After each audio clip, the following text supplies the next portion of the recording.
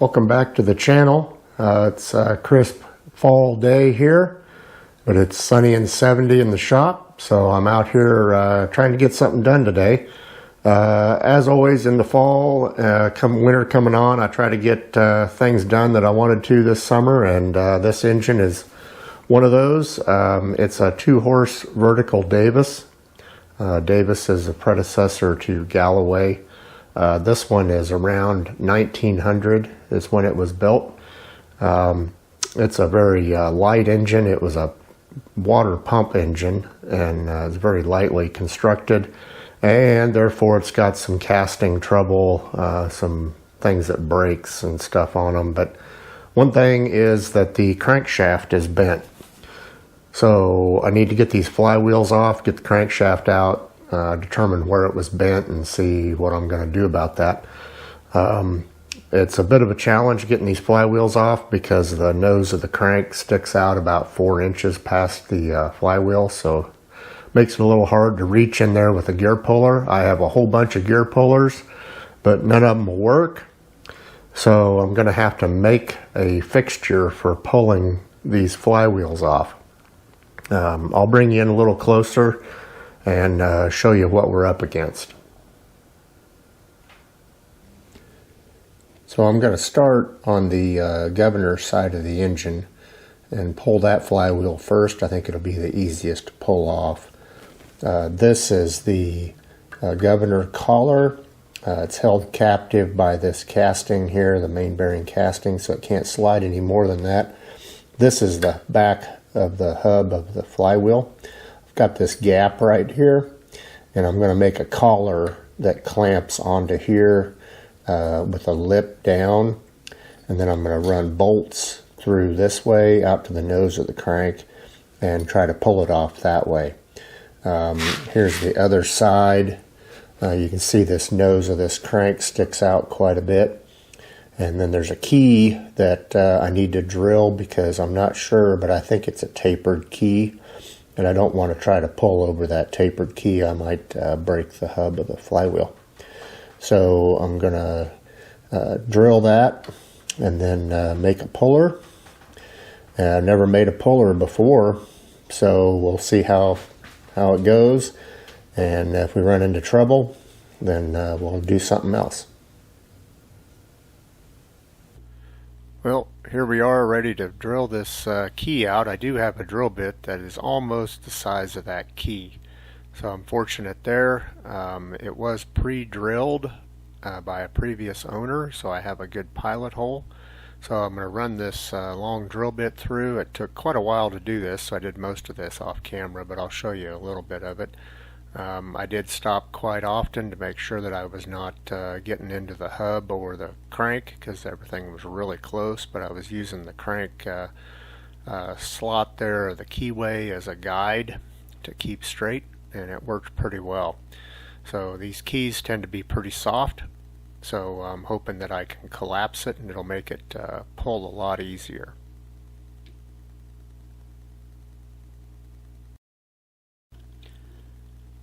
So here's a view of that drilled key. It went really well. I was able to get a pin punch in there and collapse that key a little bit, so it should be really easy to pull this flywheel because I got the tension pulled off. One note is, look at that crank. There's a lot of burrs and stuff on it, so I need to clean that up because any burr will hook that hub as it comes off because it's a very close fit, and I want that crank as smooth as possible so the pulling doesn't get real hard.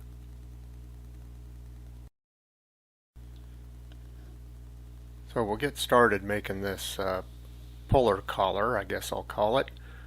This is my little bandsaw. I went over to the scrap shelf and found this piece of 1018 mild steel. That would be good for making this puller collar out of. It's actually too big for this saw, so I had to cut it down as far as it would go and then rotate it and then finish it off here. And it took about an hour for it to cut this nice, slow and steady. To do the final cut I had to rotate it here, and usually that's not a good idea. but did a really nice cut, and I got away with it, so I'm pretty pleased with that. But we'll get this parted off here in a second, and then we'll get over on the lathe and start cutting that center out.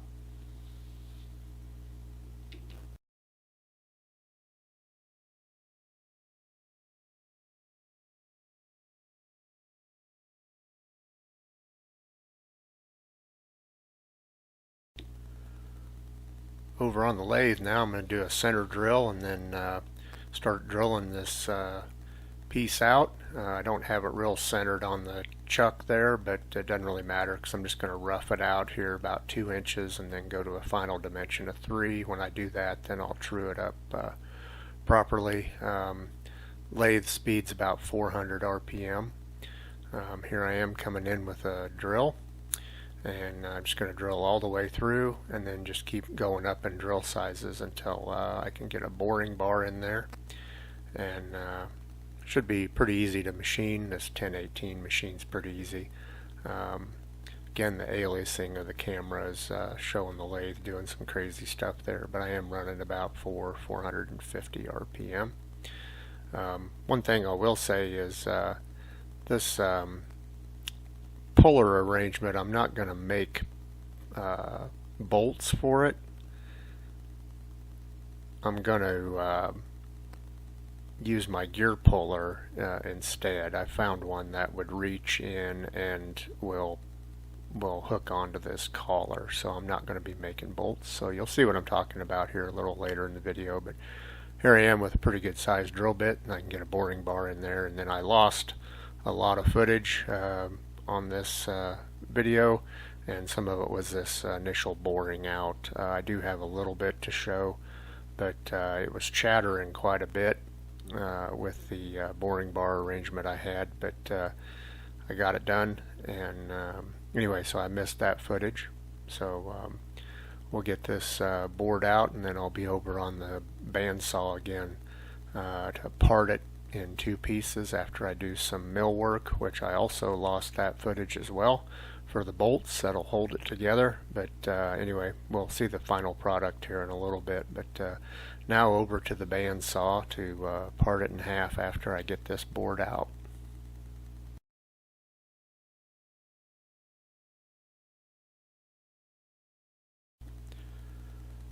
Made a little jig for holding this piece so I can part it down the middle here.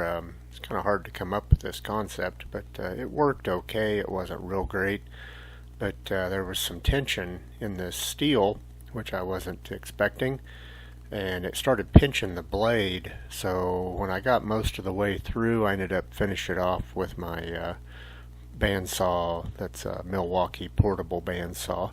It worked okay, but got it parted off, and well, this little saw does really good cutting stuff. I'm really pleased with it. It's kind of a difficult cut, and I didn't have a really good jig figured out for it, but I did get it parted. So now we'll be back on the lathe and open that inside bore out.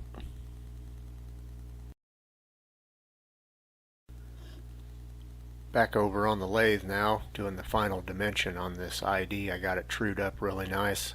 Had an interrupted cut with the 2 pieces bolted back together. Had quite a bit of tool chatter. I could have choked up a little bit more on that boring bar, but I didn't. I'll put a clip at the end that shows how much chatter I had. I'm really amazed that it finished out as nice as it did. But I'll get it finished up here, and then we'll see if it works.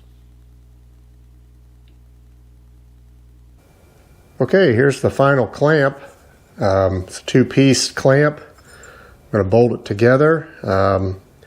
Hopefully it'll work. I'll bring you in a little closer and show you how it's supposed to work. Okay, here we are zoomed in on this one flywheel. This is a governor collar, I believe, and it's got this step in it that is less than the diameter of the hub. So I machined my piece. You can kind of see it here, hopefully. It's got a step in it, And the way this is going to work is I'm going to put it right on there like that, down in that groove. Put the other piece on the other side, bolt it together, and then I'm going to use my gear puller to pull against this surface and the end of the crank, and hopefully pull that flywheel off. The reason I had to do this was because my gear puller would not come in here and reach down to this lip here. The jaw wasn't long enough to do that, so I had to make this adapter to raise it up so that, again, I can just come in here and pull on it right here. So hopefully that works. And now I need to clean this nose of this crank up. It's pretty rough. It's got rust on it, but it also has some damage from when a pulley was on there, and it's kind of got some ridges and stuff. So I'm going to clean it up, and hopefully that flywheel will slide right off.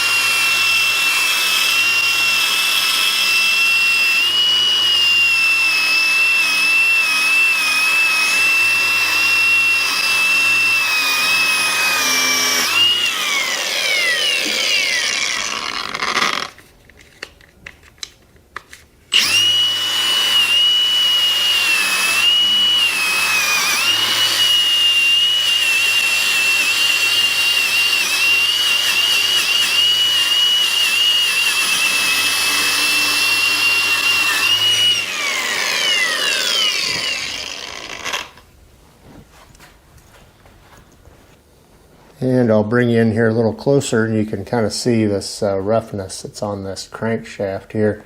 It's got some pitting and just some ding marks and stuff from being over 125 years old. So I'm going to use a file and start cleaning that up.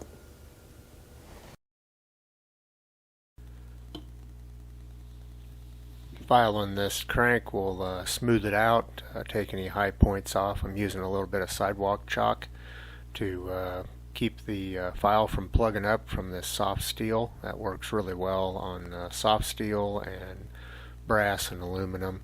So just a little bit of that chalk and to keep the file clean. So I'm going to just make a few passes here just to lightly dress this nose of this crank, just any rough surfaces or ridges or anything like that, because that flywheel, it's got about 1/1000 clearance, and it needs to have a very smooth, true surface to slide on. Otherwise it's going to try to bind up, and it can get quite hard to pull the flywheel off. So hopefully that doesn't happen, and just a little bit of time here spent will make the whole process go a lot better. And that's the way it is on all this engine restoration stuff. The more planning and time that you spend in preparation and stuff for the operation just makes the whole thing go a lot smoother. So we'll get this finished up, and then we'll use some emery cloth on it.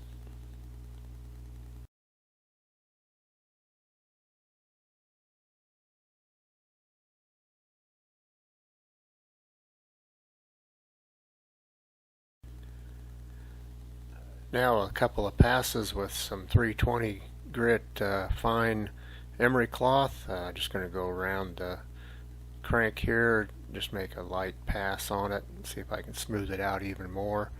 It's polishing up pretty nice, and I think that flywheel will come off pretty easy now.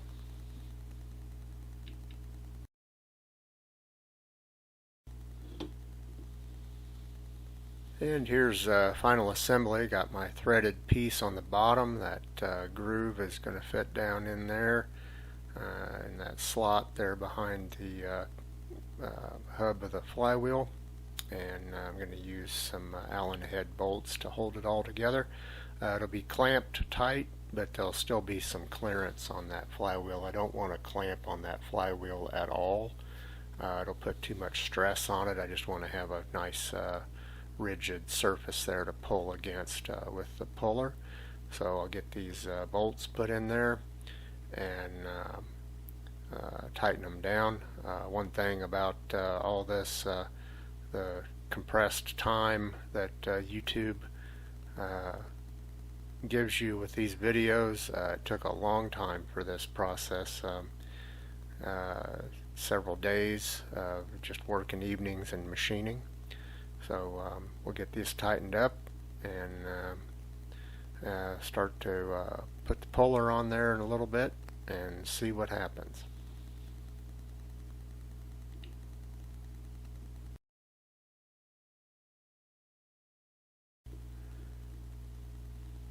So I'll get the puller fitted on here. I always have a problem with these things. Standard 3-jaw puller, but they're just kind of floppy and just kind of obnoxious to get put on there. Once you get some tension on them, they're fine. You can see those jaws are not long enough to reach down, and they're also too thick to go in that groove behind that flywheel. So there, I had to make this collar. So I'll get this put on there, and we'll start putting some tension on it and see if that flywheel will come off.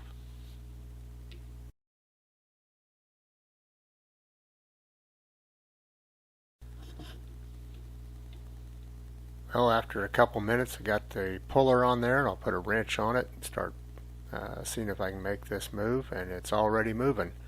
It came off real easy off that key. I'm glad it came off so easy that the wrench flew out of my hand. It was spinning so easy, and I haven't even oiled the crankshaft yet. So really pleased with that, and the puller was probably over designed, but I wasn't sure how tight it was going to be. But a little bit of prep work there, and I think collapsing that key is what really made it come off easy. It just really takes the tension out of those keys when you're able to drill them and get them to collapse a little bit. So I'll just keep running this out to the nose, and I might have a little trouble at the nose. I don't know until I get out there. Sometimes that's a little bit mushroomed. I didn't measure it. It didn't look real bad, but so anyway, I just keep running it out. This is the fun part of the whole process. 18 minutes into this video, and we finally get to do what we set out to do, which is pull this flywheel off of there. I did oil that into that shaft a little bit. It was starting to get just a little tight out there, but I didn't see any burrs or anything, so I just oiled it and was able to run it on out. When that oil got worked in there a little bit, it was able to pull off of there real nice.